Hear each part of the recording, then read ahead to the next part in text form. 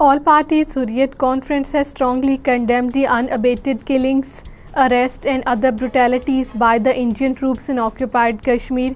APHC leaders and organizations in their separate statements issued in Srinagar said Indian troops had martyred 11 innocent Kashmiris in the last 2 weeks. Senior APHC leader and the president of Jammu and Kashmir Anjuman Sharia Shian Agha Sayyid Hassan Al-Musfi has strongly denounced the arrest of 3 persons, including 2 religious clerics, by the Indian police in occupied Kashmir.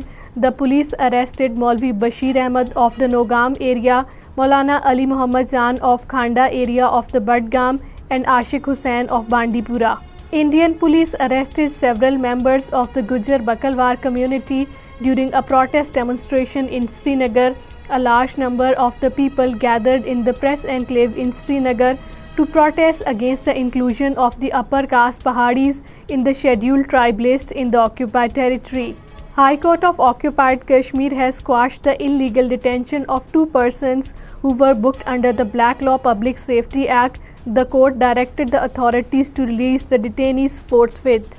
All parties Hurriyat Conference leader Muhammad Yusuf Naqash has termed the continued ban on Muharram processions by the authorities in occupied Kashmir as an interference in the religious affairs of the Muslims.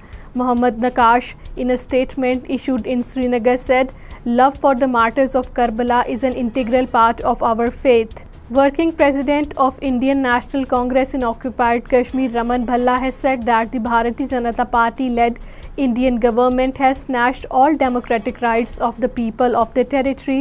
Raman Bhalla, interacting with the prominent persons of Qasim Nagar area of the Jammu city, expressed serious concern over the difficulties faced by the people in the absence of a democratic system in occupied Kashmir.